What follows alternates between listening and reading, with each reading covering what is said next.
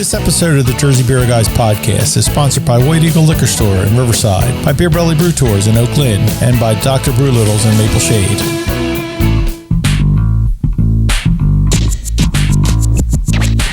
The Jersey Beer Guys and One Girl podcast is hosted by Rob Dowie. I think I got it, but just in case, tell me the whole thing again. I wasn't listening. Amy Diamond.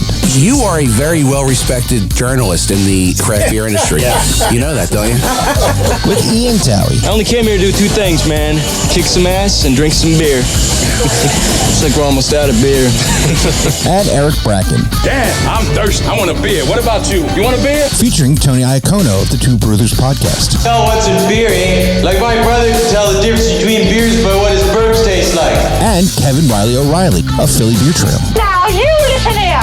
He's not the Messiah. He's a very naughty boy. Now go away. Produced by me, Richard Rabin. I think this is one of the traits of a really good producer. Keep the talent happy. It's the show about New Jersey craft beer you didn't know you wanted to listen to. Hello, and welcome back to part 2 of Jersey Beer Guys and a Girl at Shoreside Brewing. Same compliment is still in the mix. We have Rob, of course. We have Amy. We have Jack from Dr. Scene 1, Apple, take 2. We have Jack from Dr. Brewlittles Brewing. Chris, of course, is in the mix. Let's not waste too much time. We have a brand new Tony's Takes, and here it is.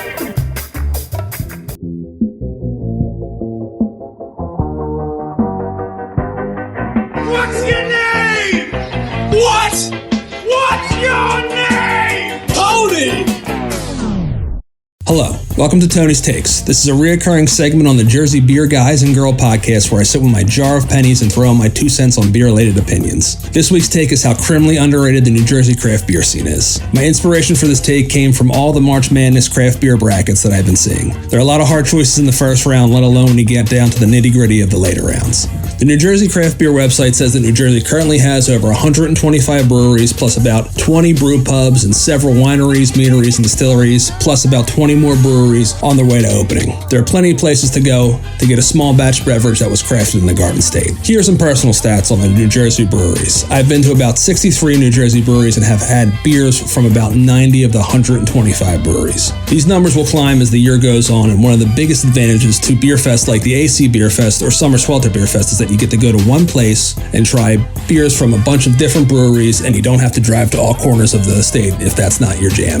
USA Today put out their yearly voting for best beer community in North America. Out of 20 communities, 2 were from New Jersey. Number 1 is Maple Shade, New Jersey, with Dr. Brewlittles, which is one of our sponsors and a proprietor of delicious animal name beers, Jay's Elbow Room, which is the definition for dive bar in the best way possible, and Brew Pub, Iron Hill, and Bar PJ Willahan's. Number 2 is Hamilton, New Jersey, with Vinyl, 3 Threes, and Chimney Breweries, where you can stay the entire day and drink your fill, plus Rocco's Townhouse, which is a restaurant with a great craft beer selection.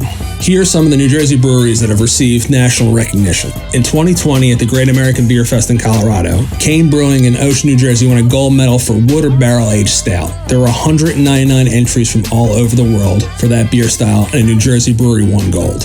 In 2019, Devil's Creek Brewery in Collingswood, New Jersey won a GABF Silver for Best Chili Beer and Best Overall Beer at the AC Beer Fest. Those are 2 of the biggest beer fests in the USA in 2019, and they won 2 major awards at them. Big shout out to Kathy, who is the owner and brewer at Devil's Creek. I actually judged at the AC Beer Fest, and I can attest that the Caramel Apple Brown Ale was the best beer I had during judging that night.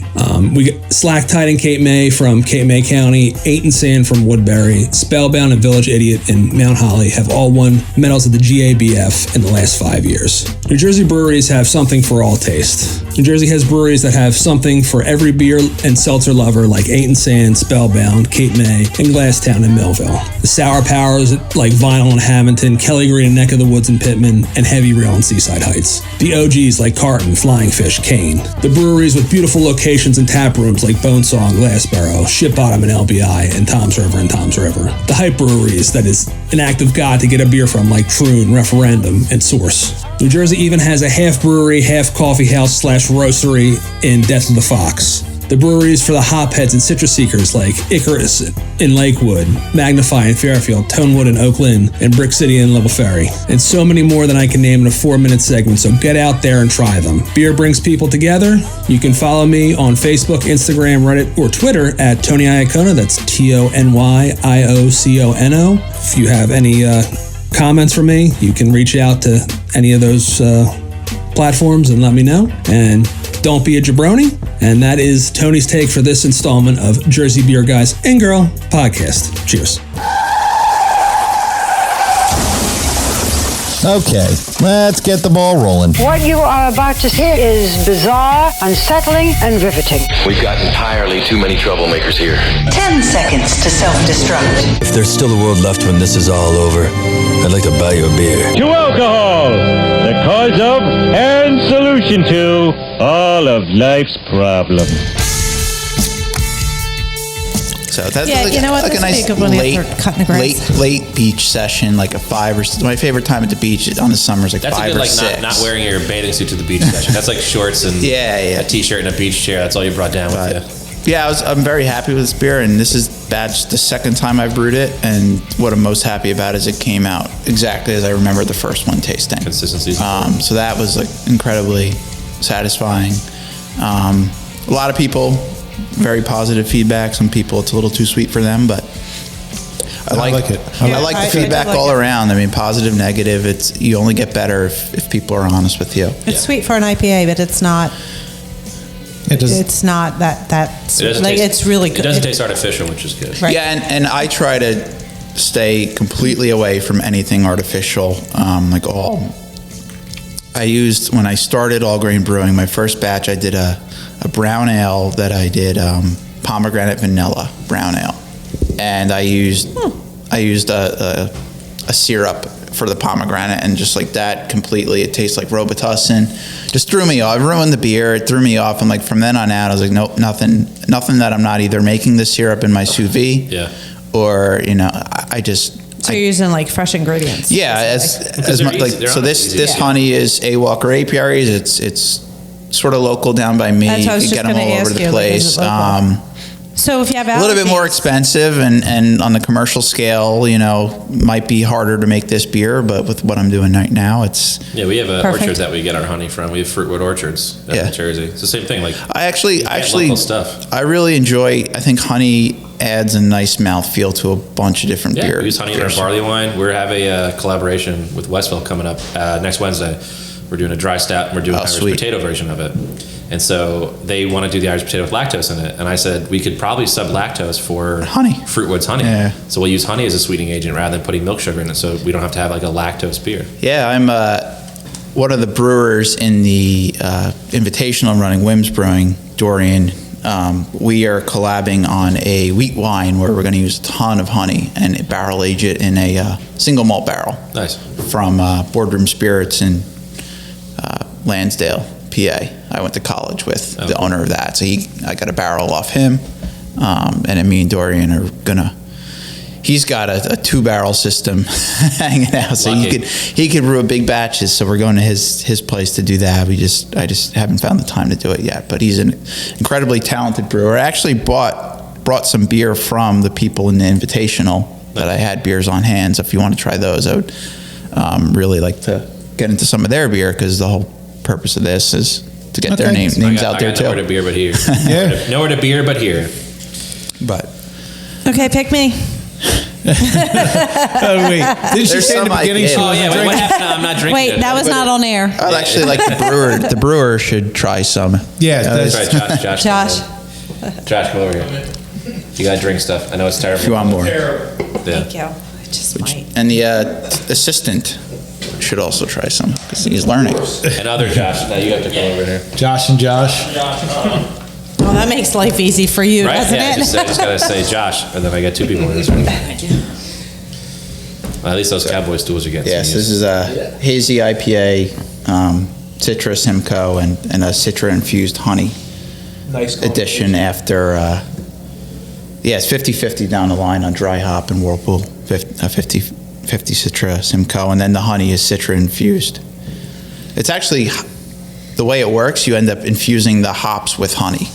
Yeah. Like the hops absorb it all. Yeah. They absorb it. It's actually really interesting how they take it on. But I started talking about honey, so I brought up Pat and Fruitwood. Nice. Yeah, so it ends like a nice sweetness to the end. I like it. Yeah, it is good. It's different. It's good. Yeah. So he's gonna. Well, wait.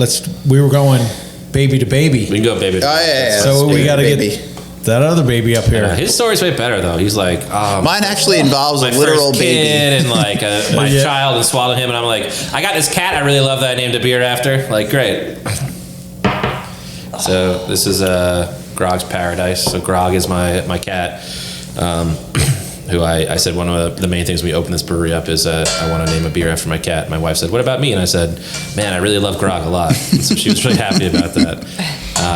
So Grog's Paradise. I haven't named a beer after my wife yet. Yeah, that's fine. Yeah, Casey doesn't really roll off the tongue as much as Grog does. My wife really likes Flemish Red, so when I could go for like a 3-year project to make that one, then she'll Well, if we ever do a beer, I'm calling it Casey's mom, like Stacy's mom, but right. Casey's mom. It's got it going on. Everyone sang that song to her, and they would sub it for Casey's mom. It's got it going on because shout out to Casey's mom. As long as Casey grows up that way, I'm doing all right. So she hated that thing. But Grog's Paradise is a New England hazy IPA, Citra lemon drop and mandarina hops coming in at 7%. Much to Josh's, you'll see lemon drop a lot. Much to Josh's credit, and I always say this is a good thing working with Josh is there might be styles he likes. Like, I mean, even just speaking for you, I know you don't like hazy IPAs that much, but he can still, he knocks it out of the park, even if, like a style he doesn't like. So I was really happy with how this came out. The only problem we run into this one is the yeast availability. So we started out using A38 from Juice? Yeah, from Imperial. Love it. Great yeast. We moved. That's what I use in this one. The problem that's my hazy yeast. It's great. The problem that we ran into was that we're shipping it from Portland, and it's overnight shipping for 6 liters. Not anymore. When we made our switch to using Lallemand dry brick yeast, they announced like a week after we had bought the Lallemand, we have a Philly shop now. And I was like, you gotta be kidding me. And then Lallemand goes and doesn't have any other Lallemand New England yeast coming out until like end of March now. So then we went back to the A38. Yeah, that yeast is awesome. And the A38 is really nice to work with. It's fun to work with. I actually like Lallemand's taste a little bit better because it pulls off some of the sweetness and dries it up like a touch more, which I enjoy in it. But the problem is flipping back and forth to yeast. We got to settle on a yeast. But with availability for stuff is, Lallemand's been out for like a month and a half now, which is kind of rough. But hopefully when Imperial gets up and running, because they're not even producing yet in Philly. No, they're just shipping. Just get it, yeah. So we actually, Josh, when we had it with shipping stuff, he actually just picked it up from their Philly location. Yeah, but I think that yeast is all still being grown out in Portland, though. They're just getting their tanks now, but that's going to be awesome because. I go to Eric in Fermented in Hamilton for my homebrew. And he used to carry Imperial and then he stopped because I think the shipping cost was too much for him. Brutal. I mean, I'm always saying I told this on the podcast for I'm very transparent about what stuff costs. Yeah. So we'd pay $300 for 6 liters of the yeast, but then I have to pay $300 for shipping. Yeah. So then now it's a $600 cost for yeast, and I love this beer to death, but we only pitch this yeast once. We don't repitch it. It's a one and done. But do you dry hop during fermentation? Is that yeah? So what happens is the second time you brew, it comes out sweeter, and it's not consistent. To the average beer drinker, you don't really pick up on it. But a beer that's basically like my namesake in this place, and that we know the difference of. You taste it, and you're like, oh, it's a totally different beer. Even switching up yeast a little bit, I immediately pick up on it. So what we ran into was, it's a consistency thing for us. Yeah, I mean, you got to be happy with it first. Yeah, this is my namesake in this place. So but I'm hoping with them coming to Philly. I'm excited for that. Because, I'm stopping at Keg and Barrel on the way home and picking up juice. So it's I've driven an hour to get yeast before. It's I say A38 is what London Ale 3 dreams of when it goes to bed at night. It's just, I've never had a beer made with it where I've been disappointed in the end result. London Ale 3 is good, but it just never gives me the same sort of pop, I think. You have to. It's messy as all hell. It climbs everywhere. But you have to care, though. It. Beer is 4 ingredients, pretty much. And if you have a subpar ingredient as one of them, it's going to stand out. Yeah. How's your water here? Good. We like our water a lot. We have a carbon filter that we use before we pull anything out of the hot liquor tank. Yeah. But I think our water is great here. It's a private company that does it for the town, and we get water reports. But we've had no issues with anything. Josh can speak more to it, but no, everything Yeah, down by me, the water is exceptionally good. Yeah. Like they're pulling off an aquifer and they're treating it, and I run it through a carbon filter. But it also helps our water treatment plants. Yeah. But like light beer, Kolsch, Pilsner, lagers, I don't touch it at all. No additions. No additions. Nope. Hazy IPAs and stouts, I treat it, but the base waters incredibly well, which makes me not want to deviate from not too far from my house if I do open a place. Yeah. I want that same water because it's great. I mean, build a bigger shed. You can just run out of your backyard. There you go. That's what my one buddy's like. You got a big property, just like subdivide the property, make one. Yeah, just build a pole barn. That's what we built for our brew house. Yeah.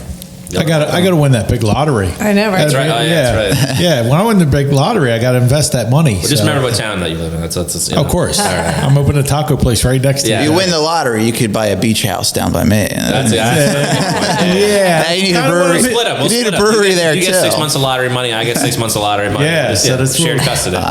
I'm not sure I would invest in a brewery if I won the lottery, but no, I mean, you need. Well, you win big enough. Why not? Yeah, you win big enough. I mean. It's a write-off. As long as you have you need patient capital with starting a brewery. You need patient capital. So bank that to do it how I would want to do it, you need patient capital. That's what we have. Chris owns 5 animal hospitals, so for us, it's like this is more of a labor of love than anything. And I've seen the bills from those animal hospitals. Yeah. Pet insurance, get it. Yeah. Drink up. Get it. Yeah. Drink up so you get some of your money back. That's right. Insurance is a wonderful thing. It really is. It's incredible. It's the largest growing insurance class in the U.S., I think, pet insurance. But we use Nationwide. They've actually been very good since the start. Burners have a lot of issues, so yeah, they do. Like, so we got it like from day one. We're like, no, pet insurance. This is happening. That was smart. Not a lot of people do that. No, it's but just they had to do an MRI on her. Just that alone was like, Jesus. Yeah. Thank you, insurance. Yeah. Yeah, I think we had to get an MRI on our dog. And ain't cheap. It wasn't cheap. Nope. Or it was an ultrasound, something like that. Or maybe an ultrasound. But it doesn't matter. Whatever it is, it's not cheap. MRI, they got to put them out. Yeah. People forget, too. Okay, so it was an ultrasound. It's still medicine. So, like, you look at, like, how much it could be. Like, think about how much your hospital bill would be. Yeah. Right. And it's $35,000. Because then, they're not sedating you to lay down or something. They got to sedate the dog. They got to get it's wild. Yeah. But, yeah, so it was another, like, time skip of mine was I had a friend who was a well-to-do doctor, so I was able to do this place even through the pandemic and everything. So it helped. Yeah, I mean it's important, and your investors have to be sort of in line with the vision. Mm-hmm. Like I said, I could probably raise money. It's just not the right money. I need money that believes in me, believes in my vision. I've never done this before, so that's a challenge. Same. Yeah. And to do it right, I mean, you need people that aren't saying, "Where's my money?" It takes a while to grow a business. When do I get my return? Yeah. Well, we always said the first 2 years, everything goes back into business. We want to grow. We want to do everything that we can. To reinvest everything. Get yourself. That's what we're doing. I mean, we're already getting 3 new tanks. We're making our fridge bigger, small canning line. Like, we're putting it all back into the business to make sure that we're doing the best that we can do. Yeah, and that's within the first year of being open, right? 5 months during COVID. So probably 25%. We didn't have the big 3.5 from Murph. Yeah. So probably next year or the year after that, you'll be looking at a second location. Possibly, yeah. Delran. Are you still going to be in Delran? Yeah, and then I'll be out a couple years afterwards. Oh, come on. You would love it if I was there. You'd be like, oh, my God. So what beer do you want to try next? Another Towie. Way to change the subject. Right? No, he's talking to you. We're on one more beer. We're doing another beer. You have another one for us? What do you guys? You wanted to try somebody else's. What do you feel like drinking?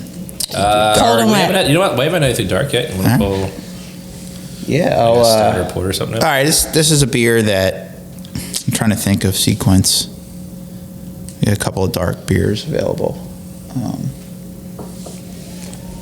You pick one. We trust you. Yeah, let me try because my buddy. Hold on. Now we're gonna fill. All right, talk amongst ourselves. Yeah. Chris is getting us some other stuff. My buddy Rob is a very great brewer, but he gave me this, and it's a while back. I don't know if the carb is. Well, we're gonna find out. There's only one way to tell. I'll tell you what you taste, and you let us know. Yeah, that's what I'm doing. And then you be the judge of it. Otherwise, it'd be like flat Coke. Yeah. They call that boost. I know. God, don't get me started on that again. Oh, that's I can't. We'll discuss that later. It's just I have something to discuss with you off air about that. Big time. About Boost? All right. Yeah. Okay. Would you lose sponsorship from Boost? No. After a bad No, we matchup? might gain it. Oh my God. All right, Boost. All right. That's all I gotta say. And I had my eggs hard fried today, but I had to ask for it. There's a breakfast stout or a coquito stout. Oh, what's a coquito? I imagine that's some kind of Mexican? So, coquito is a Puerto Rican drink they make around the holidays. A lot of coconut, spices, etc. I want that one. Kate May actually did a coquito, like cream ale, barrel aged. A couple people have done coquito, but this is a coquito stout that I brewed in collaboration with Mike from Orso Ales, Rob from Ales from the Crypt, are both in the invitational. Competition. Yeah, so we brewed this. Ales from the Crypt. I love that. Rob, That's solid. Wait, what is that? It's like Tales from the Crypt. No, is it a brewery? Is it a beer? Well, he's a home brewer. Okay. He's a home brewer. He's actually pretty, like one of the ones that hasn't been brewing all that long, but he punched his ticket with like a great smoked porter. It was just like, it hit everything. Like I had a fridge full of all these incredible beers, and I just kept going back to his smoked porter. So he's Smokes tough. Yeah, and it was executed perfect. I just wanted every sip. I wanted more. So he's starting out, but he's very into. I could tell he's very into learning. Really passionate about it. He's working. He just picked up a job at Lion's Roar Brewing, which is up. Westfield. Yeah, they just opened a couple weeks ago. Yep. So he's working there now, and he's I think he's got a lot of potential long term. So we brewed this last year in November. At Mike's house. So 2020 November, and this one was November? This was 2020. Yeah, I guess. Okay. This is 2020. Mike came to my place. Mike from Orso. I met him through a competition that the Source did last year. He ended up winning with a blackberry guava sour, which is one of the best beers I've had of Sounds pretty all good. last year. It was phenomenal. So he ended up winning, and he brewed that beer on their system, and it should be coming out fairly soon. But I met him sort of when we dropped off our competition. I met him in the parking lot. We swapped beers, and we've just become really good friends since. So this was our second collab. Our first one we did at my house was a Mexican hot chocolate stout, which it's just gone. There's no more cans. Actually, one of these cans might be that, but. No. You got to open it to figure it out. No, bro, you got dibbed on. There's a rule. No, it's my life. He takes everything away from me. So this was the coquito inspired stout we brewed at his house, and I decided, I'm like, all right, I don't want to put lactose in it. Let's try coconut milk powder. Which I don't know if you've ever had experience with coconut milk powder, but it is all fat. And it just did very weird things to like head retention, but the beer is good. It's just an odd looking beer. That's okay. I'm an odd looking guy, but Why is it odd looking? Which actually, right now, that actually looks pretty normal. So maybe time is because you didn't have. He said head retention. Head retention is completely gone. Listen, that's fine. We completely gone. That's what happens when it's fine. I just sniff it. I should have passed this over, but I put my nose in it. Well, you can go that way. Thank you, Josh. I mean, the nose on it's solid. Yeah, I was very happy with the outcome. I think it was like 10.5%. We just did a 5-gallon batch. So there goes Amy. Oh, I'm just like, shit.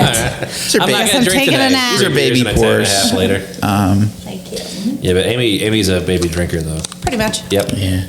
I did eat today. Okay, so we're good. We got all 5 hours. I'll check in with you before I leave. Sure. Yeah. We'll go talk. Taste that beer. Yeah, I mean, he's on the clock. Take it to go. Even people on the clock. I mean, we don't do shifties here. As long as you can still work and drink, I don't care. Yeah. I'm kind of the worst, but an okay boss. All right, gentlemen, we'll talk to you later. Yeah. Josh and Josh. Yeah, just joshing. Yeah, I haven't drank this beer in a few months, so I don't know how it's. Josh squared. I could definitely see some remnants of the coconut milk powder. So that's like a running joke between all of us that brew it now. Is like, just don't add this coconut milk powder. Yeah. Interesting. So this would be really great if you thickened it a little more and put it over ice cream. Yeah. I think you're just asking for chocolate syrup at that point. Right. Well, I mean, right? Well, yeah. I mean, that I don't know. I think that would be really good. It's tasty. It's picked up a little bit of tartness, I think. But that could be the coconut or the spices. It's like right on the end you get it. Right as it like clears your throat, you get that little like bite of tart. Yeah, and then give it a minute, and then the coconut comes, like in my mouth anyway. Yeah, it could use a little bit more body, I think, for a big stout like this. But I mean, honestly, like to me I feel like a lot of people see ABV and they think that it needs to be like an imperial kind of like John, but dude, you can do like an export at like 10% and still have that like thinner body to it. And that's the thing, like it's weird saying like thinner. Like, but that's what it is. Like, it's thinner than an imperial and a dry. Like, we did an export, and I loved it because it's like tropical stout. You're not like drinking a meal, dude. Like, it's brutal sometimes. Yep.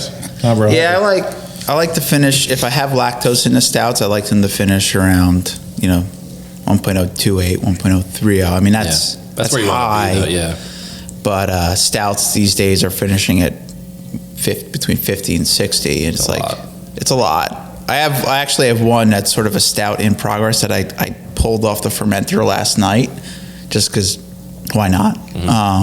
Which I want to get your opinions on. But all right. So this was a fun collab. Mike from Orso Ales, he's in Howell, New Jersey. Okay. Very talented brewer, loves wild stuff and loves stouts. Doesn't really brew IPAs, but his sour Secret Parking Lot was incredible. It should be coming out in the source, in the next couple months. We haven't been to a source yet, Amy. We got to go up there. Check it out. It's a beautiful place. Colt's Neck. It's a really nice brewery. A big outdoor space. Probably in the summer months, it's really nice. It's hard to get a reservation, but there's a distillery. There's a distillery right there too. Nice. So definitely check it out. Wait, where's that? Colt's Neck. Freehold. Yeah. Freehold area. Money. A lot of car dealers, right? Well, there, but Colt's Neck is a lot of money and horse farms. Okay. Hence Colt. Oh, that makes sense. COLT. Wow.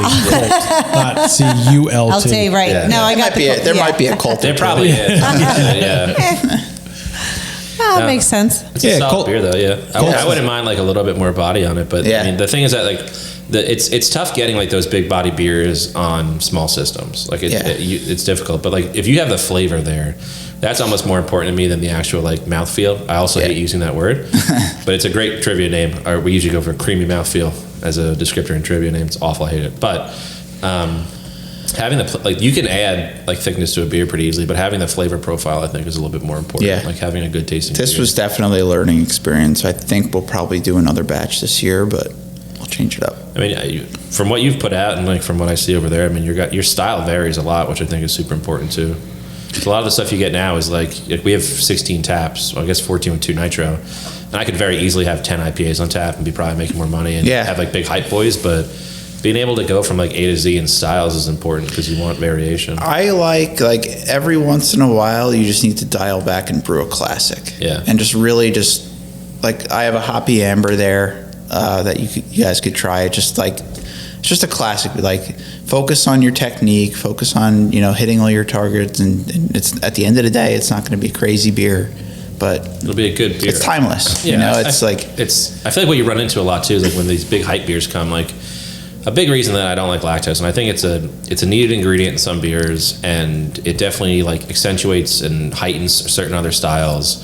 Like you said, if you can make a good like milkshake IPA, or even to some extent a smoothie sour, like it can be good. But the problem is like it's not fun to brew like all these hype styles. Because I truly believe that a lot of brewers out there do like brewing classical styles, but like doing experimental stuff. But you start doing all these like lactose beers, and it becomes like you're brewing for other people, which is important. Like you do want a couple beers out there for people to have, and like you want to keep the lights on, but you also want to brew for yourself. Like the reason that I tell Josh, like whatever he wants to brew, he can brew. Yeah. Is because the last thing I need him doing is brewing specifically for like me or just for like a small part of like clientele, like hype boys and stuff like that.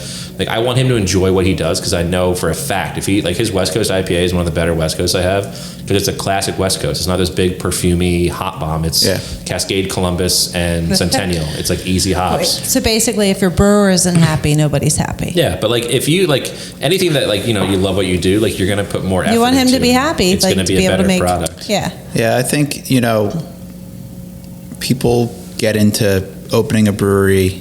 They either want to make really good beer or want to make money. Yeah, and it's tough to do both. The ones that focus on the former usually end up doing both of them better. Yeah, but it takes time, and a lot of people sometimes don't have time. It does take time to really dial in and put it. But like you said, you have to be good from the start now. Mm-hmm. So it's a very hard industry. Yeah, it's tough. But just getting into this business to make money it's not gonna fulfill your dreams. It's not. It's just never. Like, that can't be an expectation of we're gonna open up this brewery and we're gonna print money. No, as long as I'm comfortable and I can pay my bills and my wife's happy and all of our stuff's done, that's how much is enough. Just figure out how much is enough. Yeah, we definitely have a limit on where we want to be, because I don't want to be some giant place getting bought out. I still want to be the brewery in Maple Shade.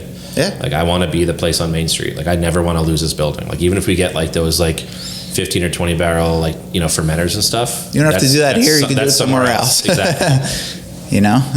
This is where you started your vision. So my roots are now here, so I think it's important to not uproot the tree. It's funny because you've only been here for 5 months. I know. I'm not. I've been here for a few years now, almost at this point. Well, I don't mean Brewlittles has only been open for a couple months, and for you to feel that way, that means something. Well, I care about this town. And they care about us. A big reason that we're doing so well, and I'm able to expand and do all these things now, being open so early, and the reason I think that our beers are as highly rated or as highly accepted as they are is because of the locals. So let me ask you this. So do you feel like you opened during, the whole coronavirus thing, whatever, it was tough, and there was there was with everybody else, there was absolutely, it's still going on. No, it is. But I don't know what it's like to have a real brewery yet. No, but he opened. Next thing you know, he's can't have anybody in the building. He's got to develop something out back. So you do it, and like everybody else in the whole state, whole country, whatever, and you were able to make it happen. And I just feel because of the town that you're in, you had these people that had nowhere to go. Mm-hmm. You have families. I know people that live in this town. Obviously Rob, but whatever, he doesn't count. And they're we have nothing to do. However, they have, I can go sit outside at this new brewery that opened, and they all show up. I have friends that walk here from 2 blocks away. Right, and now they're regulars, right? Because they're the ones that are here every time I'm here. Yep. I see I just feel I don't know. I feel in that regard that the whole coronavirus that might have helped. Kind of establish your little locals. Yeah, it helps us ramp up too. I don't know what it's like to be at 100% capacity. Yeah. This is my first business. This is my first brewery. This is my first everything. So all I know is 25% in my outdoor seating. So when we get eventually to 100%, it's going to be great. It's going to be hectic. It's going to be busy, and we're looking forward to it. And the thing is, it's going to get there. You're going to. It might get 35% now. You'll get there slower. I think. I'm okay with that though. Yeah. Because then I can focus on. So if we were at 100% now, it'd be so much harder for me to move a fridge and take a tree down and add tanks. Guess what? You're expanding under 25%. So it's things are going good. I don't know. I think it's important too. We could. Not to sound crass, but we could have put this brewery anywhere. I think, with me running and Josh brewing, this brewery could have been good somewhere. Mm-hmm. But I wanted it to be good here. I want it to be good, local to me. And we care about this town a lot. So I think the reason that we push this place so hard is because the better that we can do here, the better that this town as a whole can do. And it's important to kind of care about the people you're around. So. Oh, thanks. Well, not right now. This is Jack. Well, Jack, I'm going to have to thank you because I've lived here for 23 years, and I've seen Main I've Street never seen him glow. I've seen glowing, Robert. I've seen Main Street go through a lot, and we're glad to have you here. Yeah, well, like I said, I'm happy to be here, and I'm always happy to talk with people and talk beer. And that's why I'm surprised nobody ever thought about going to Riverside. I'm not with your downtown or whatever. Delran does not have a downtown. We don't. Riverside has a main street. They have that main street downtown. There's a great place for a brewery, in my opinion. It used to be. How many bars did they used to have?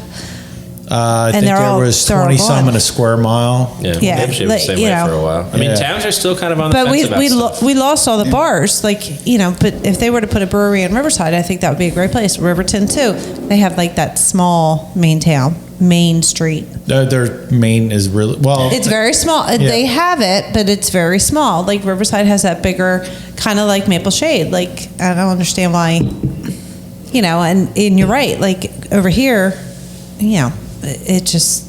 I love coming over here because then I can go and get some pizza next door, which is really good. 2 blocks away or 4 blocks away. Yeah, right, exactly. Actually, just go next door to Maritz's and get whatever you want. Many pizza places. Yeah, but they're good.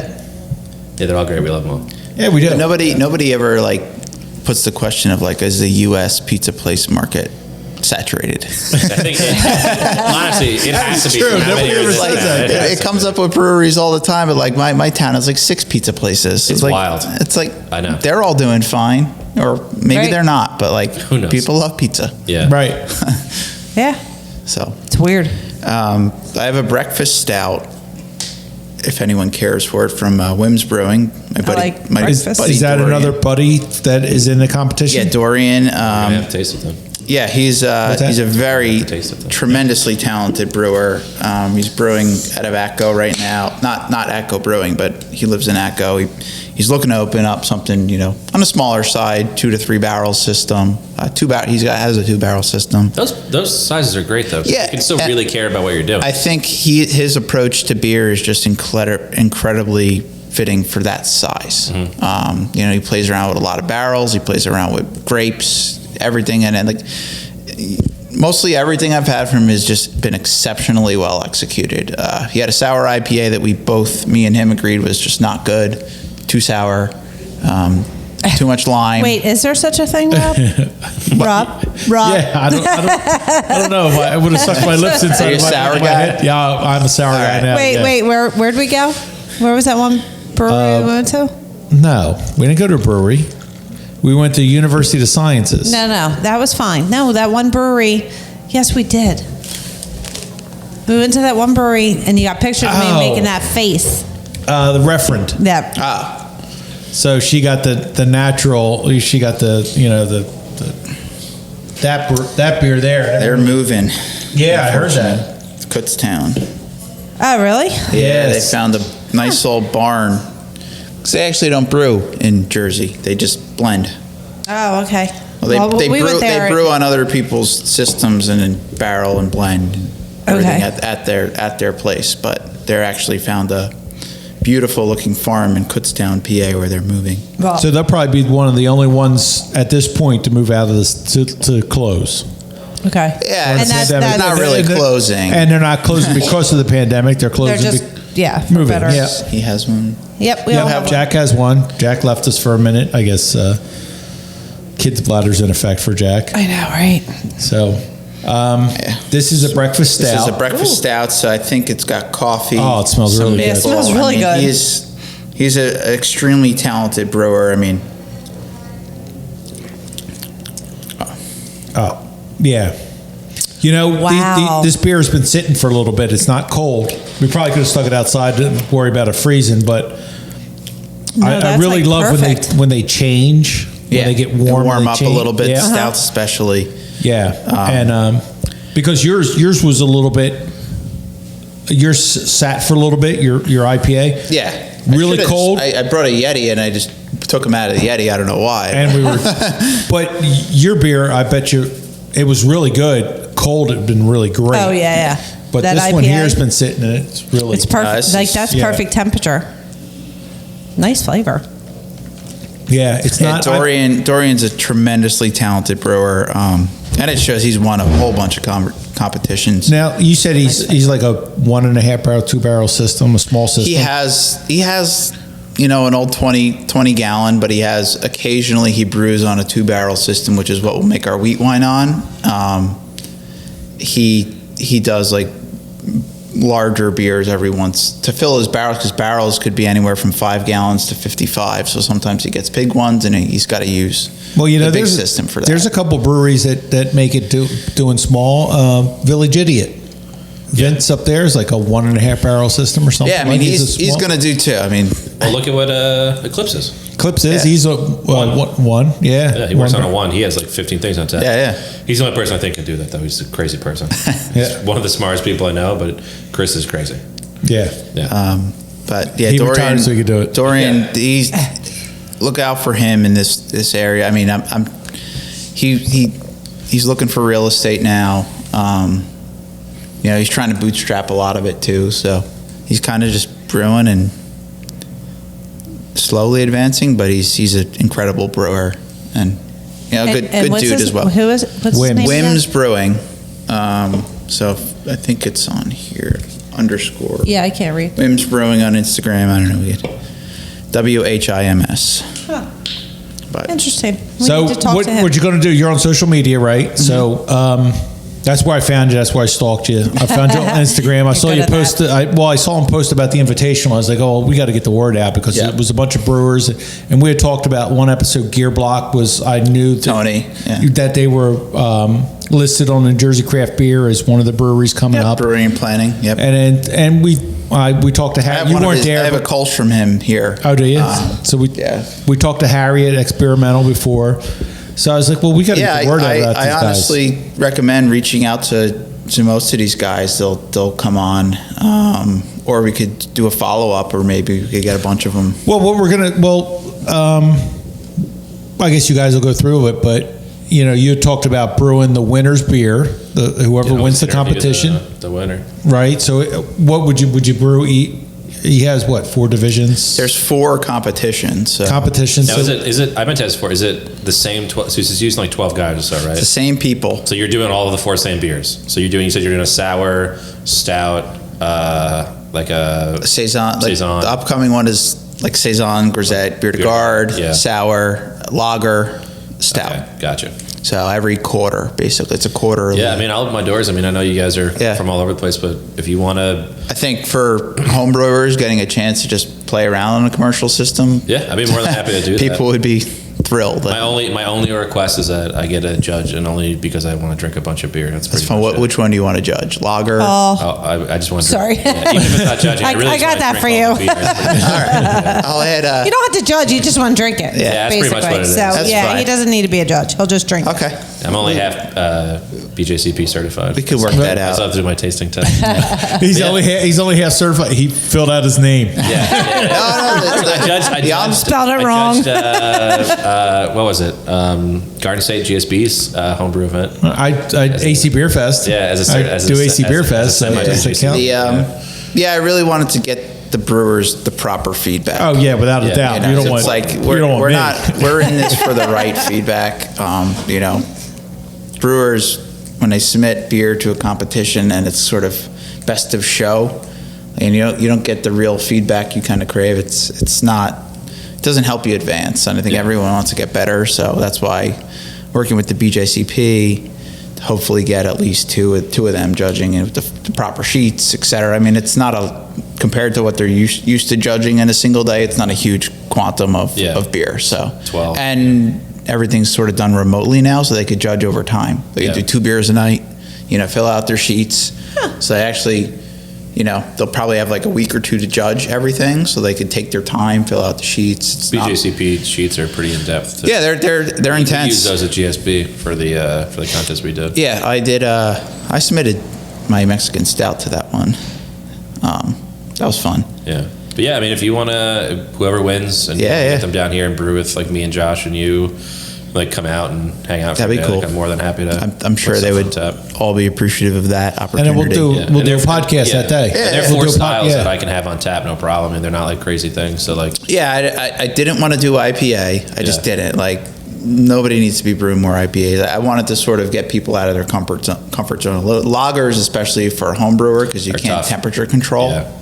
A lot of people can't, but a lot of these guys can because they have, chillers and stuff. So can any home brewer that's listening to this, because we have a lot of people that listen, can they just, can they submit, whatever? No, it's actually invite only. Okay. So I handpicked the 12 home brewers. Oh, so it's okay. So it's invite only. Depending on how well it goes logistically, we do it next year. I might open it up to more than 12, but just Venmo me $1,000 to get your name in there. We'll see how it goes. I mean, it is going to be, because we got brewers that are like way North Jersey, 100 miles away. So getting their beers down to a central location, like it is going to be logistically a lot of work on my end, but I'll have help from everybody. At the end of the day, it should be a lot of fun, and we'll roll it into next year. And maybe next year we get a real brewery to host it. Yeah. What's up? Well, there you go. You're a real brewery. I think so. No. I would, even if I do launch as a brewery, it's something I'd probably like to continue just going forward, because you're promoting the next wave of breweries in craft beer, and Jersey needs more. I think we're still far down on per capita, aren't we? Yeah. Yeah, and even though we're at 140 we're in some. I think we're in like the 30s or 40s for per capita still. Yeah, like we're not that high up on the list. Not at all. Hysterical. Like to me, that's funny. Jersey's more densely populated than Japan. Well, no, I know, but like when we started, like they weren't even at 100. No, we weren't. When we No. started, we actually were. We were talking about this to totally get off the subject. We were talking what about. we do. We were talking. I went to see Ian last night, and we were talking about it. And this March 23rd, His 25th, his birthday, 24th. whatever his 24th. Ian's You birthday. totally went around. You were like 23rd, 25th. Like That's your kid, right? What? Yes. Well, because I've been busting his balls so long about the date, I get it wrong. He gets it wrong all the time. now. He totally skipped it. So we recorded on his birthday. Coming up, it'll be 4 years. 4 years. Okay. We've been recording it. We took 6 months to launch. It took us a little bit to launch, but we recorded our first episode coming up on 4 years ago. So That's wild. We've been at this a long time. Yeah, there's been a lot of breweries opening up since then. Yeah. So so when we started, we were at like 88. Yeah. I think that first episode I went 88. now. Yeah. That's a lot. Mm-hmm. But again, not at the capacity that New Jersey could be, because there's still not one in Delran. There's still pockets for Riverside. sure. I think in general, it may be saturated in certain places, but there's still pockets for local breweries to come up and you look and Cape May's about to get their 11th brewery in Bear Brewing. Yeah. And the biggest county in New Jersey, Burlington, has what, 5? Yeah. I'm honestly, towns having more than one's not a bad thing. You look at Medford; they're getting Farm Truck Brewing, they're getting Kings Road second location, and they have Lower Forge. Like Hamilton has 3. Pittman has 3. It's not a bad thing to say. I want to go to a town and visit multiple places, because you'll go to all these breweries. Like right. Hamilton, you go to Vinyl, you go to Chimney, you go to 3 Threes, and you could do all that in 2 hours. Yeah, and then you go to the craft beer bar that's down there too. What is it, Rocco's? Or I don't know. There's a craft beer bar down there. It's got good food. So you visit all them. Yeah. You know what I mean? And yes, I mean, I honestly don't hate the idea of a second one coming around me. I mean, we have stuff, 10 minutes in every direction, but I'd be fine with another place out here. In like a year or two, you gotta give me like a. So wait, guys. 1 more year, then we're ready. So if you come into Maple Shade, just wait. Yeah. I'm gonna grab what I think is a can of a baklava brown ale. Okay. So grab that. Yes. And we'll do that. That'll be our last beer, and we're gonna start wrapping up. You realize we've been at this an hour and 45 minutes. Yeah. It goes quick. It's like a casino in here. There's no clocks. This is one of your longer episodes. I may have to split this episode. That's fine. That's fine. Yeah, but it's probably almost the most technical episode we've ever had. Yeah. Because Amy's been quiet. I haven't said much. I'm over here with Rob. I'm like, it's over my head. I'm fine. She keeps saying, she wants to learn the process, and you can talk about it all you want, but I'm a visual learner. She has to see it. She's got to have to see it. Learner. No, I'm seriously, like, I have to, I'm a visual learner. Like, I need to watch. Bald guys. And when we went over to Philly, right, we went over to the University of the Sciences. Like, they tried, like, showing me, all of us, like, the steps or whatever, but they weren't doing it. Like, I'm a hands-on type of person. Anytime you want to come out here and lift some 55 pounds in your bags and do all that stuff. Did you not hear me in the beginning when I got here and I said I hurt my back? Now your back hurt. You didn't want to drink. You know what? You weren't up here when I said that. She hurt her back. No, I hurt my back yesterday. Like, bad. But we can get Kevin as long as he wears shoes. Right. Which is fine. He's 2 for 3. Come on. We discussed this. He's 2 for 3. With no shoes on. Who does that? My husband. Hello. I forgot my shoes. How do you forget shoes? It was summer. It was summer. He drove. All right. He drives a Jeep. It doesn't matter. You don't drive shoes on a Jeep. Right? You drive shoes with every I've never car. owned a No, you Jeep, don't. so I Technically, can't. it's illegal to drive. No, it is without not. No, Actually, technically it's You not. can drive without shoes on. In the Yes. state of New Jersey, you can because- drive without shoes on. So let me tell you a little something. When you wear Jersey. flip-flops, you can go that way. It's more dangerous to wear flip-flops Yeah, because your shoe can get caught. as opposed to not wearing shoes. Yeah, but so you know you don't wear what's gross is shoes. not wearing shoes in a brewery. Before we opened, he didn't have shoes on. So you're fine. You're fine. It was one time. He's 2 out of 3 times from when I Yeah, met but you him let him wearing in, shoes. so it's fine. All right, so 2 we. for 3. We're good. All right, All right. Aim, you're done. We got this is bubbly. we got the baklava brown ale. Yeah, so this is Whose is There this? goes the technical. Yeah, this is mine. What? this is you. This is me. I'm It is. So we know baklava is a Greek food. yeah, I'm half Greek. My mom's side is Greek, and my yaya used to make baklava all the time for celebrating holidays, whatever. So I owed to her. My wife wanted a baklava stout, and I think stouts would add. Like, you're trying to make a dessert beer. I don't think stout is the appropriate beer to base it off of. I think brown ale is a lot more forgiving if you're trying to sort of. It doesn't have as much the roast. It doesn't have the body. Better. It doesn't get overshadowed by. Yeah. So I said, I'm going to actually try it brown ale. So I made the first batch last year. This is another one that has honey in the end, walnuts, cloves, cinnamon, just Not bad. yeah, based off my grandmother's sort of baklava recipe and the memories associated with that. So I came up with this, brewed it once, released like March of last year, and then I brewed it again for the holidays this year. And it's just, I tweaked the recipe a little bit between the first and second, so I think I found like a good middle ground for the next batch. But it's a beer I'll probably spend the rest of my life trying to get perfect, just to like go back to those memories of my grandmother's dessert, which was I don't super. think you have far to go. I like it. So for those non-Greeks who've never had Greek food, Well, first of baklava all, is. We have to say our brother-in-law is Greek. Okay. And my sister married him, and she considers herself Greek, quote unquote. So she makes baklava all the time. So we've had it before. Yeah. Right. So that's why when you mentioned it, I'm like, oh, I like baklava. Yeah. Like it's good, and I like. Well, when you brown called ale. it ya too, that's. And what then you're like, right. yeah. I'm like, yeah, we know what that is. Yep. But what for those that don't know, what is baklava? It's a Greek and Middle Eastern. My grandma would kill me if I said this. It's all this Turkish dessert too. It's basically phyllo dough, a lot of walnuts, honey, like dripping with honey. I just remember it just being super sticky. Okay. Sort of. That's why I added the lactose to the beers, to just give it a little bit of that stickiness on top of the honey.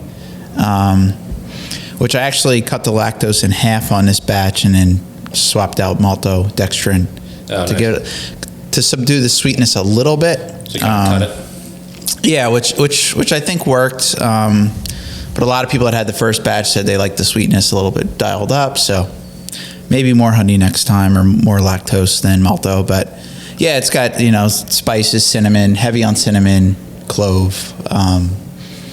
It's a delicious flaky phyllo dough. There's no phyllo in the beer at all.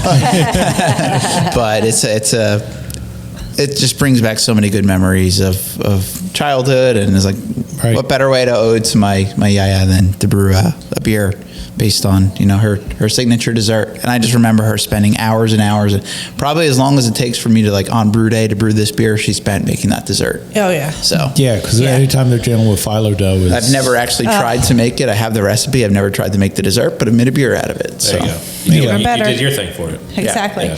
So, okay, so there's this one recipe that I have. My sister gave me. It's she calls it Greek spaghetti, and it's just ground meat and cinnamon and nutmeg, and I don't know if you've ever had it, but like a tomato paste, and with onions or whatever, and you throw that in there like this, and then you'd put beef broth or whatever to kind of. It's pasticcio.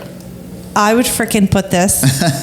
I would in the recipe. I would, because I just think it would bring out. See, you're looking at me, Rob.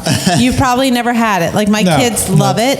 But, we call, like I said, we call it Greek spaghetti. So, and I'll make that up. They freaking love it. It's the cinnamon and the nutmeg. If I were to throw this in there, this one actually does have really a little bit more flavor. nutmeg than the prior batch. But I love nutmeg, so I'm not complaining. No, I like it. This one's a lot of maris otter in the base. to give it a little bit more of that bready. Where do you get your malt from? I bulk order it from a local homebrew shop. Yeah, it's through BSG. Yeah. So I get like 55-pound sacks of base malts, and then as needed, I'll go to the shop for like. Well, you can say the shop. We don't have a. Well, I go to I go to so for my base malts, I usually order through Fermented. Eric from Fermented. Eric from Fermented in Hamilton, because he runs every quarter or so. He runs a bulk supply. I'm also on the way home to pick up my malts. Okay. And then for like the smaller quantities, like when I need Munich, or I use a lot of Carafa 3 in my darker stuff. Mm-hmm. I'll go to either Guy in Northfield at Eastern Homebrew because it's close. Okay. Or I'll make a trip and go to Eric and just pick up a bunch at once. And I try to have enough malt on hand where if I wanted to brew on the fly, I could make an IPA or a Pilsner or whatever. But with the specialty beers like the stouts, I always have to make a trip to the homebrew shop to get the day before. I know if you go see Eric, I've interviewed him before with this other podcast I was on. Vic will tell me, the South Jersey Beer Scene podcast. Yeah. He does sourdough and he does bread and cheese and all that stuff. So make sure you visit him. Yeah, I got made kombucha from him. He does all that. I don't know. Does Guy do the same thing? Does Guy help? Guy is more beer, but he also. Guy's a little bit more focused if you want to do spirits, or wine. I think a little bit more focused on wine and spirits than Eric is. Okay, because I know Eric does. He did sourdough bread. And he and he does the classes. Like before COVID, my wife and I went to a few classes, pickling. Like Eric and his wife especially are very into like making and preserving their own foods and sustainable living. So they were doing classes prior to COVID, and I think they did some online classes too. And Eric is a great guy. We're in the homebrew club together. Which homebrew club? That's Brew Jersey. Right. Yeah. Okay. Atlantic County. Barley Legal, Barley Legal's around Atlantic County is Brew Jersey. And then you have Ocean County with Vic. Ocean County is Vic's. And then you have. I don't think Cape May County has Monmouth one. has one. Monmouth County has one. Yeah. I forget Jersey has. Central to North Jersey has some really strong homebrew clubs. Well, I know being around this area, Barley Legal's a big one. Yeah, they're pretty big. Yeah. I know Morris County has MASH. Yeah, MASH is. Yeah. And they're really serious. The guy who is one of my managers downstairs is part of Barley Legal, and they're no joke. Oh well, I've talked about that before. How many people from Barley Legal have gone pro, as we call it? So decent amount actually. So you get Zed's Third State. Zed's Third State, Cross Keys, Village Idiot, and Spellbound. Spellbound. Yeah. Did I say Zed's? But listen, we got a bunch. We know there's at least 5. Yeah. So I think it's pretty good going pro. Yeah. It's fun too. I moved from New York, and this isn't my stomping ground, so I met a lot of my friends down here through beer. And home brewing. Most of my friends locally are brewers, so. Yeah, unfortunately, I met some friends through brewing too. I'm looking at you. You're welcome. It's a great, and if you're thinking about starting out home brewing, just shoot a message to your local club, and they'll let you in. And I also say if you're a home brewer, talk to your local brewery, dude. Yeah. A lot of places are more than happy to have someone. Even I know for me, 100%. If we had some home brewers reach out and the people we didn't pick for our assistant brewer, I'm more than happy to have them come shadow for a day, learn the system, even work in here, learn the taproom side of things. Well, you had the home brewers thing going on. Saison. Yeah, come on. We're probably gonna do it twice a year. Craft beer, it's approachable. People talk to each other too. They know what breweries are doing stuff like that and really embracing the market, and they know which ones aren't. People talk. So your reputation means a lot. Even if you're good people and you're putting out good beer, and it gets around. So we're doing one of those things. I'm not a great person, so. Well, I circle back to you said I was a friend. Thank you, Jack. Yeah, you're welcome. I'm only saying that because it's on tape. So it's on tape. So it's 3. Yeah, I got 3. It's pretty good. Yeah, it is good. That's solid. Yeah, for a miserable old man, I'm doing pretty good. 2 more, you have to move to another hand almost. Yeah, maybe just before we wrap up, I would like to. I know we didn't cover everybody on the podcast. But for the Invitational, we have Ales from the Crypt, which I mentioned. I brewed a beer him. We have 2 guys named Ron brewing under Autodidact Beer in Northern Jersey, but they're putting out some incredible looking IPAs. We have Bald Guys Brewing, which is my friend Tom. He's looking to open up in Mays Landing one day. Nice. Okay. Brew Love, which is 2 guys that are pretty local to here, I think. Norby and John, yeah, I think. John Martucci. So they we actually interviewed him for assistant brewer. He shadowed with us for a day. Yeah, so I mean, Norby, I've seen him, and I've just seen Norby was part of the Saison. How much they've accelerated their home brewing in like 3 months. It kind of reminds me of me. Like, these dudes are serious. Yeah. You know. I've met both of them. So I've invited both of them. They're newer, but I figured they should get an invite. Let me pull up the full list because I don't have it off the top of my head right now.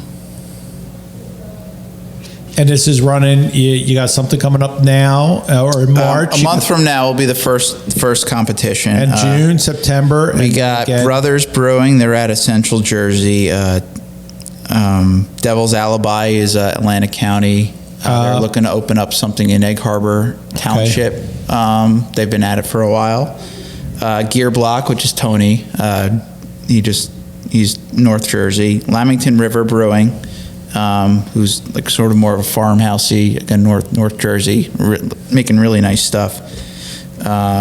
Orso Ales is out of Howell. That's my buddy Mike, making great sours and stouts. Shore Devil is Ryan. He's from Atlantic County. He's not looking to go pro, but he actually works at Vinyl, and he brewed at Vinyl twice before, including yesterday. He made a Irish potato red ale, and it's not the Irish potato can. He actually threw potatoes in the mash for his red ale. Okay. So that should be on tap in Vinyl in a few weeks, so go check it out. His lager, he brewed a New Zealand Pilsner out of there, which was incredible a couple months back. So he's also the president of Brew Jersey, and just good dude around. He's been plugged into the South Jersey beer, for quite a while. Wim's Brewing, which is Dorian. He had his stout here, and I've talked him up enough. And then Experimental. Yep, Harry. So we got a really good, and then myself. So we got a really good crew of pretty far advanced along, and I suggest, check it out. Go follow these guys. This is sort of a next wave in Jersey craft beer, and right. That's part of what we're trying to promote here is the craft beer in Jersey goes beyond the breweries that are existing now, and start to get to know the home brewers that are really serious and could be opening in your town one day, if you beg them enough. Listen, I've been trying. I can only beg so much. Yeah, and I also think, these are young guys, the next wave of craft beer. They're very excited. They're very passionate. So it's, and they also give out beer from time to time. So I know Harry does. Yeah. Harry sent me beer. Love it. So connect with them. I love Harry. Because I'm really excited to, work with all them and go through this process again. Hopefully I don't screw anything up all that bad logistically. It's your first time doing it, right? Yeah, but it's just collecting a couple beers here and there. No, so it's going to be a lot of fun. Jersey craft beer is on the rise, and let's do everything we can to promote it. Exactly. Both the breweries that are up and running now and the ones that are coming down the pipe. So people can find you on Instagram. Where I found you. Do you have Facebook? I do have Facebook. Facebook is an incredibly difficult app to run a business page on. I don't understand it all that much, but most of my stuff from Facebook is just driven from my Instagram posts. Yeah, so that's the easiest way. Too, right? That's the easiest. I don't have Twitter. But Facebook, I don't have a website yet. That's in progress. But the easiest way to get to me is Instagram at Shoreside_brewing. I'm very responsive to messages, etc. If anybody's out there that wants to, have questions about homebrew, I also write occasionally on South Jersey Beer Scene. Vic has asked me, he's going to be starting a homebrewing sort of section on that, or tips and tricks and whatever, so I'll contribute there. I haven't contributed all that much to my main post of like what goes into starting up a brewery, which I should probably get here and interview you. Yeah, I've been, and I don't think people realize and appreciate all that much. So what I'm trying to do through that series is really tell the various components of, all right, what does the licensing look like? What does zoning facilities, what does selecting your system look like? What goes into all those decisions?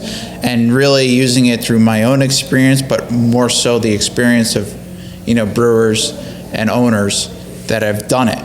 Right. So I interviewed Rob from Chip Bottom. I interviewed the folks at the Seed. So I'm just lagging on, the end of the year was incredibly busy, and I have to apologize. John, I haven't written an article in quite a while, but I hope to spin that up real soon and get that back going again, because it's important. It's important for people to realize with these breweries how much people have to pour in to just get open. Oh yeah, the money, the time. People are mortgaging their houses.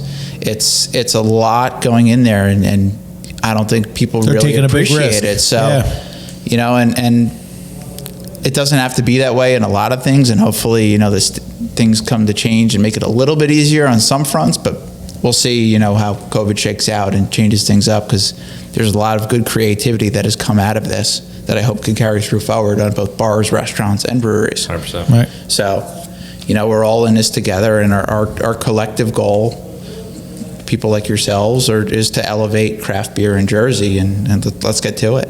Yep, exactly. That's why I started this. So, gentlemen, I want to thank you for sitting in. Jack, thank you for your hospitality. I appreciate it. Thanks for having me. Thank you for making the journey and coming to talk to us. We look forward to talking to you. Thank you for the invite. Not a problem. We look forward to talking to you again, and we're going to make sure that we put out there your home brewing, your invitational, and I really hope you guys get together and brew some of them beers on the system here at Brewlittles, and we get done. If we'll see how it goes. My grand plan, or I would love to be able, by the time September rolls around, do sort of an Oktoberfest sort of event. That's a little bit more like in-person judging, and maybe we have you guys there for that. But we'll see how things go day by day. We got to make sure that everyone is safe and comfortable first. Right, so exactly. But Jack, thanks for having us. Thanks for no problem. It was great getting to know you. Thanks for the beers. Thanks for the hospitality. Thanks for the invite to brew some of these beers. That would be incredible, and I'm sure the brewers would be tremendously happy to. I just like hanging out with people, dude. Well, I like drinking and hanging out. That's why I was like, I can't believe this person offered this. I'm like, I just want to hang out with people and drink. Yeah, that's pretty much what it part boils down to. Part of why I did it is, I miss talking to people. I miss getting together with people and chatting. Well, I just can't wait till this is all over, because we just sit down and it doesn't matter who is sitting next to you. Just sit down and talk about whatever. Yeah, about beer. I just miss going somewhere and talking to an airport bartender, to kill the time before a flight. Remember what that was like? Yeah, exactly. Just having a Sam Adams at the airport and chatting with a bartender. Right. And almost missing your flight. Yeah, and having 6 more and missing your flight, whatever. I missed a flight. All right. My go-to airport beer is Allagash White. My go-to exactly. drink is 3 shots of Jameson and also on the plane. All right. Thank you so much. Thank you. I really appreciate it. Thank you. We're out. Boys. Cheers. Cheers. Later. The Jersey Beer Guys And the Girl is hosted by Rob Talley and Amy Diamond, along with Eric Bracken and Ian Talley.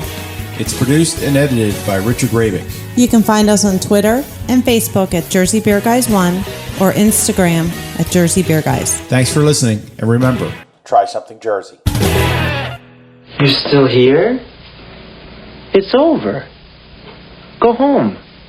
Go.